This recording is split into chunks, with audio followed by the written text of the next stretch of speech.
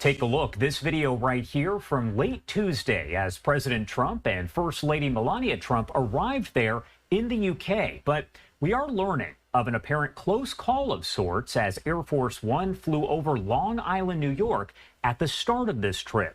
Bloomberg reports the pilot of a Spirit Airlines flight was repeatedly warned by air traffic control that the passenger jet was rapidly approaching the president's plane altitude and the flight path. This is a post right here coming in from the New York Post. Now, in the flight audio obtained by Bloomberg and other outlets, air traffic control can be heard saying, quote, "Pay attention," followed by the same command 3 times of Spirit 1300, turn 20 degrees right. Frustrated, the air traffic controller says, quote, "Pay attention, get off the iPad." Bloomberg reporting that Air Force One was never in extreme danger by any means. Now, a spokesperson for Spirit telling Fox News Digital that the flight traveling from Fort Lauderdale to Boston, quote, landed uneventfully. Matthew Whiz Buckley is a Navy TOPGUN Fighter Pilot, a former American Airlines pilot, and the founder of No Fallen Heroes. Thank you so much for taking the time to be here with us to discuss all of this.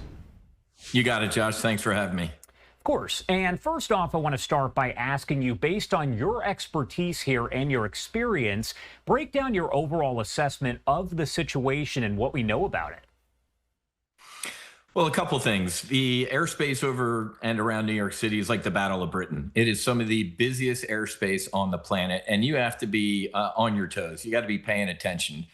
Missing a radio call, okay. Missing 2, not good. Missing 3, we got problems here. The pilots in the Spirit flight clearly lost situational awareness for whatever reason. If they were having a conversation in the cockpit, I don't know. I'm sure the airline, maybe even the FAA is looking into this, but that's the wrong airspace and the wrong aircraft to be avoiding radio instructions for. And once again, you're taking a look here at this post from the New York Post that says Spirit Airlines pilots scolded by air traffic control for flying too close to Air Force One, quote, "Get off the iPad." Can you explain how communication typically works between the pilots and air traffic controllers in a situation like this, or just one in general?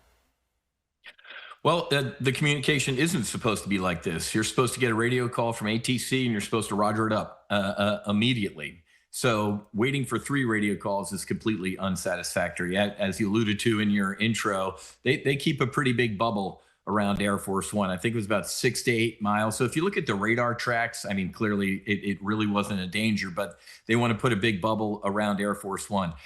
Sometimes when Air Force One is flying around the United States, they'll have some so-called Secret Service fighter protection. But this time they did not. So they definitely want to keep that bubble around there. So Air Force One was never in any danger, but God forbid if there was an airliner, I hate even talking like this, but wasn't responding and was turning towards Air Force One. The Air Force pilots on Air Force One know how to maneuver that airplane and get it out of harm's way. So I'm sure the company is most likely talking to these pilots. The chief pilot definitely is, maybe even the FAA. I wanted to ask you, because we've seen a lot of these situations, these close calls, so to speak, midair. We brought you on quite a bit to talk about it. So are we just hearing more about these close calls, or are they happening more? Again, Josh, I'm going to age myself, man, before the age of cell phones and immediate feedback. I mean, air traffic control communication, decade or 2 ago, maybe some nerds in the garage listening to the frequencies. But now, I think it's atclive.net or whatever the website is. I mean, if you're bored, you can be listening to all this stuff. So it's immediate.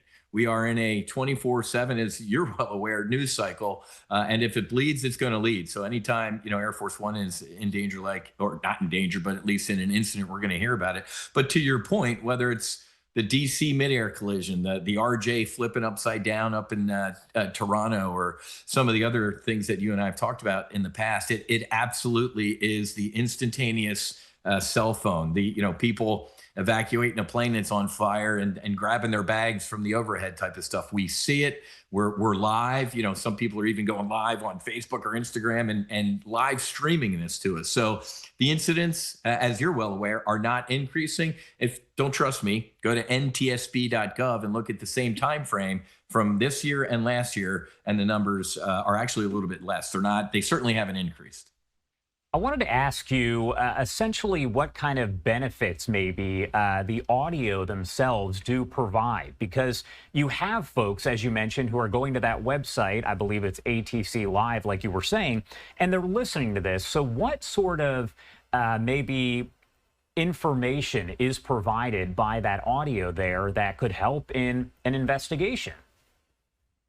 Well, I think the good out of this audio is what? The air traffic controller wasn't having it. After the third one, he read him a little bit of the riot act. So we police our own.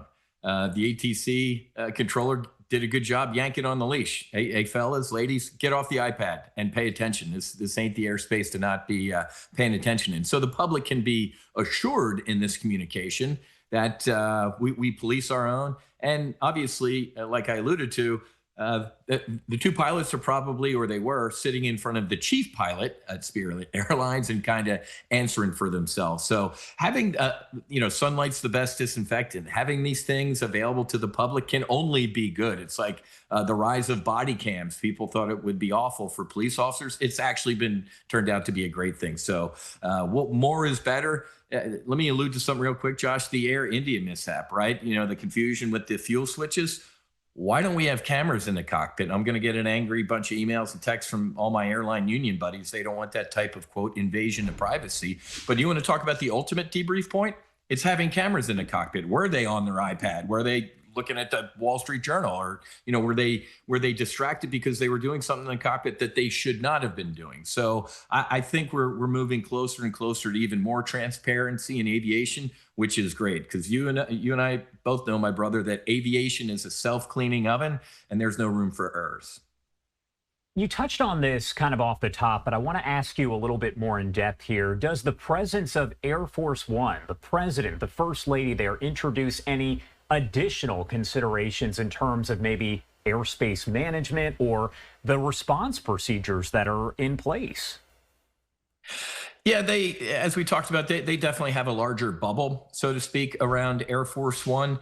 So that's why the air traffic controller was giving some directive communication to maintain that expanded bubble around Air Force One. And as you can tell, he got a little animated with each further call because they want that bubble. They want Air Force One protected. And when somebody ain't responding, let's live in a little hypothetical land right now, right? Like, all right, this guy's not responding. Air Force One, turn left. There's an unresponsive Spirit flight on your right 1 o'clock for 6 miles.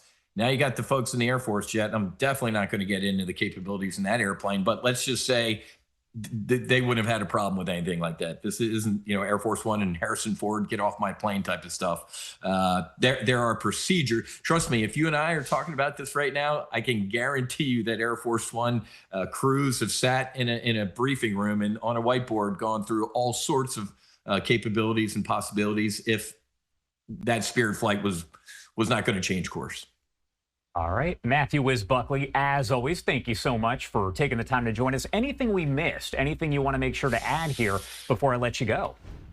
No, man, just to put a fine point on it, air travel's safe, folks. It is, one more time, it's tougher getting to and from the airport in your car than it is flying. So fly safe and everything's okay. We're good. All right. Matthew Whiz Buckley, thank you so much, as always, for being here with us to break it all down. We appreciate it. And you are now taking a live look over in York County, Pennsylvania, as we do await some comments here from Pennsylvania Governor